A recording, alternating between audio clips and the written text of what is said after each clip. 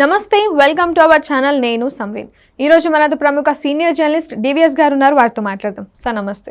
నమస్తే అమ్మా. వల్లభనేని వంశీ గన్నవరం నుంచి పోటీ ఆయనకు సీట్ ఇవ్వలేదు. ప్లస్ ఆయన ఇప్పుడు విజయవాడ నుంచి ఆయనకి పోటీ చేయమని చెప్పేసి చెప్తున్నారు. సో నా పరిస్థితి ఏంటి అని ఆయన చెప్పుకొని కొడలినాని వంశీ పైన ఆగ్రహం చూపిస్తున్నారు. ఈ అంశాన్ని ఎలా చూడాలి సార్? వల్లభనేని వంశీ పరిస్థితి అడకత్తెరలో పోక చెక్కలా మారింది.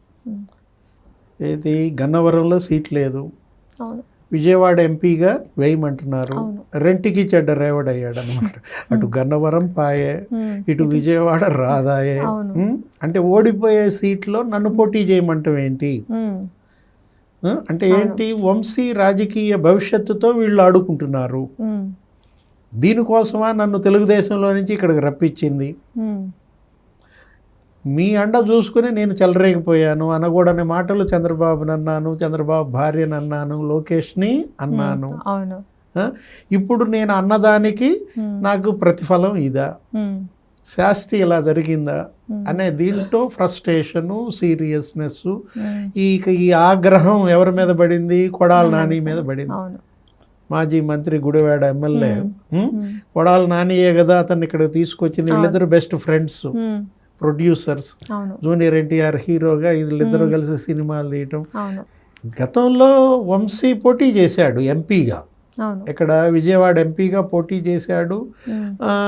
మరి అప్పుడు ఓడిపోయాడు లగడపాటి రాజగోపాల్ మీద. అలాంటి పరిస్థితుల్లో ఏం జరిగింది? అప్పుడు తెలుగుదేశం పార్టీ అభ్యర్థిగా, అప్పుడు బాగా వేవ్ కూడా ఉన్న దీంట్లో మంచిగా పోటీ ఇచ్చాడు గట్టిగా. అలాంటిది ఇప్పుడు ఏమైపోయింది? గన్నవరం సీటు అసెంబ్లీకి అతను స్థిరపడుకున్నాడు. 2 సార్లు తెలుగుదేశం ఎమ్మెల్యేగా గెలిచాడు. సెకండ్ టైం ఏదో బొటాబొటి మెజారిటీ ఎంత 800 ఎంతో ఓట్లతో గెలిచాడు యార్లగడ్డ వెంకట్రావు మీద. ఇప్పుడు ఆ యార్లగడ్డ వెంకట్రావు తెలుగుదేశంలో చేరాడు. చాలా బలమైన అభ్యర్థి. గన్నవరంలో యార్లగడ్డ వెంకట్రావు స్వీప్ చేస్తాడన్న కబురు అందటంతో సర్వేలన్నీ కూడా అలా ఉండేసరికి ఐపాక్ నివేదిక చూసి జగన్మోహన్ రెడ్డి ఏం చేశాడు? వంశీ చీటీ చించేశాడు. వంశీ బదులు అక్కడ వేరే ఏదన్నా ఇంకో క్యాస్ట్కి వెళ్దాం అనుకుంటున్నారు. లేదు, అసలు కొడాలి నానిని ఇక్కడ వేయమంటున్నాడు. గుడివాడలో నాని చీటీ జరిగింది, ఇక్కడ వంశీ చీటీ చిరిగింది. అంటే ఏంటి? దేవుడి స్క్రిప్ట్ అనమాట. ఇప్పుడు మరి అధికారం ఉంది కదా అని చెప్పి కళ్ళు నెత్తికెక్కకూడదు. ఏ మాట పడితే ఆ మాట మాట్లాడకూడదు. అవతల ఉన్నది మాజీ ముఖ్యమంత్రి చంద్రబాబు. ఆయనకి మరి 45 ఏళ్ల అనుభవం, 14 ఏళ్ల ముఖ్యమంత్రిని పట్టుకుని అనకూడని మాటలు అన్నారు. ఆయన భార్యను అసభ్యంగా మాట్లాడారు. ఇదే ఈ వంశీ, ఇదే. వీటన్నిటి వల్లే కదా చంద్రబాబు ఆ రోజు కన్నీళ్లు పెట్టుకుంది. ఇది కౌరవ సభగా మారింది. మళ్ళా గౌరవ సభగా మారితేనే అసెంబ్లీలో అడుగు పెడతా అని ఒక శపథం చేసి బయటకు వచ్చేసాడు చంద్రబాబు. ఇవాళ వాటన్నిటికీ కూడా వీళ్ళు అనుభవిస్తున్నారు. చెరపకురా చెడెదువు అని చెప్పి ఎవరినో చెడగొట్టాలని చూస్తే వీళ్ళే చెడిపోయిన పరిస్థితి అన్నమాట. జగన్మోహన్ రెడ్డిని నమ్ముకుంటే ఇదే జరుగుద్దా? యూజ్ అండ్ త్రో, ఏది వాడుకుని వదిలేయడమా? వీళ్ళందరినీ అద్దె మైకులుగా వాడుకున్నారు. అనకూడని మాటలన్నీ అనిపించారు, తిట్టించారు. బూతులే బూతులు అన్నమాట. ఒక రకంగా తెలుగు సమాజమే నివ్వెరపోయింది. అసెంబ్లీలో అలాంటి మాటలు మాట్లాడటం మనం గతంలో ఎప్పుడు చూడలేదన్నమాట. ఇప్పుడు విజయవాడ పార్లమెంటుకి కేసినేని నాని అన్నారు నిన్నటిదాకా. ఆ నానిని తీసుకొచ్చారు ఎక్కడి నుంచి? తెలుగుదేశం నుంచి. ఆయన అప్పటి చెలరేగిపోయాడు. ఆయన కూడా పిచ్చి మాటలన్నీ మాట్లాడాడు. చంద్రబాబు నువ్వెంత అంటే నువ్వెంత అన్నారు. నా మీద పోటీకి రమ్మని పిలిచారు. ఇప్పుడు కేసినేని నాని చీటీ కూడా కేసినేని నానికి టికెట్ ఏది మరి?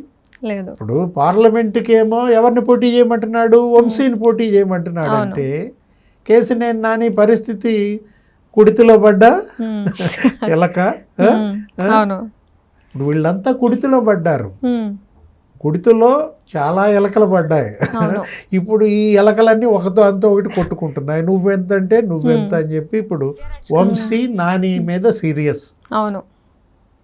నన్ను ఇలా నాశనం చేసిందే నువ్వు అని మరి ఏం తిట్టాడో ఏంటో దీనిపైన మీడియాలో చిలవల పలవలుగా ప్రచారం జరుగుతుంది. మిమ్మల్ని చూసి నేను రెచ్చిపోయాను. గుడివాడలో కొడాలి నాని ఇప్పటికి 4 సార్లు గెలిచాడు. అవును, యాక్చువల్గా వీళ్ళిద్దరినీ పెంచింది పోషించింది చంద్రబాబు. అవును, 2004లో చంద్రబాబు కాళ్ళు పట్టుకుని వీళ్ళు బీఫామ్ తీసుకున్నారు. అప్పుడేమో ఆయన ఇంద్రుడు చంద్రుడు, అవును, పెద్ద ఆయన, మాకు తండ్రి లాంటి వాడు, 70 ఏళ్ళు కాబట్టి కాళ్ళకి నమస్కారం చేయటంలో తప్పు లేదు. అవును, ఎవరు తప్పు పట్టలేదు. మరెందుకు? ఇప్పుడు వినయంగా విధేయతగా ఉంటే అది వేరు. ఇప్పుడు రేవంత్ రెడ్డి ఉన్నాడమ్మా, ఆయన తెలుగుదేశమేగా, ఆయన చంద్రబాబు శిష్యుడే కదా, తెలుగుదేశంలో ఎదిగిన మొక్కలే కదా ఇవన్నీ కూడా. ఇప్పటికీ రేవంత్ రెడ్డి ఒక మాట అంటాడా చంద్రబాబుని? లేదు. ఇతను రాజకీయ నాయకుడు కాబట్టి వాళ్ళ ముఖ్యమంత్రి అయ్యాడు, తన గమ్యాన్ని చేరుకున్నాడు. చదువుకునేటప్పుడే డిగ్రీలోనే అనేవాడంట ఎప్పటికైనా సీఎం అవుతా అని.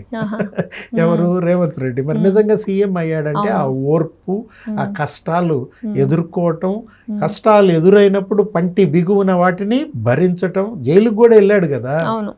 ఇవాళ తను అనుకున్నది సాధించాడు. సీతక్క ఉంది ఇక్కడ, ఇప్పుడు మంత్రి, ములుగు ఎమ్మెల్యే, తెలుగుదేశం.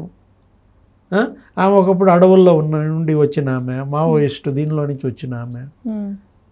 కాంగ్రెస్లో చేరిందని, చంద్రబాబుకు దూరం అయ్యారని చంద్రబాబుని తిట్టిందా ఆమె? అయినా ఇప్పటికి కూడా వెళ్ళి చంద్రబాబు ఇంటికి వెళ్ళి రాఖీ కట్టుద్ది. ఇదేంటంటే ఒక చక్కటి ఎన్విరాన్మెంట్. మీరు మీ అభిప్రాయ భేదాలతోనో సైద్ధాంతిక విభేదాలతోనో మీ స్వార్థం కోసమో మీ పదవుల కోసమో దూరం జరిగినా విడిపోయినా ఆయన మీద అనరాని మాటలు అనడం అనేది ఇవాళ దేవుడి స్క్రిప్ట్ అనేది అదే. ఇతని సీటు చిరిగిందన్నా, అతనికి సీటు పోయిందన్నా, ఇప్పుడు ఇక్కడ కేసినేని నానిని ఎక్కడ పెట్టాలి, వంశీని ఎక్కడ పెట్టాలి, కొడాలి నానిని ఏం చేయాలి? అంతా చేసినాడు, బాగానే ఉన్నాడు, తాడేపల్లి ప్యాలెస్లో చక్కగా పబ్జియో గిబ్జియో ఏదో ఆడుకుంటా ఉంటాడు. వీళ్ళందరితో ఆడుకున్నాడు జగన్మోహన్ రెడ్డి, బంతాట ఆడాడు అనమాట. ఈ బంతులకి ఇంకేం మిగులుతాయి? కిక్స్, కాళ్ళతో తన్నించుకోవటమే మిగులుతుంది అనమాట. అంటే చేతులారా చేసుకున్నారనమాట. వంశీ తెలుగుదేశంలో ఎదిగి, తెలుగుదేశంలో పెరిగి, తెలుగుదేశాన్నే ఇవాళ బద్నాం చేసి భూస్థాపితం చేయాలన్న తలంపు ఇవాళ వాళ్ళకి ఆ పరిస్థితి వచ్చిందంటే కారణం అదే. అధికారం వచ్చిందని తప్పులు చేయకూడదు. కళ్ళు నెత్తికెక్కితే మరి ఆ నెత్తికెక్కిన కళ్ళని దించేది ప్రజలే. భగవంతుడు అన్ని చూస్తున్నాడు కదా. భగవంతుడు జగన్మోహన్ రెడ్డికే కాదుగా, చంద్రబాబుకి భగవంతుడు ఉంటాడు, లోకేష్కి ఉంటాడు, ప్రజలకి ఉంటాడు, బాధితుల పక్షాన భగవంతుడు.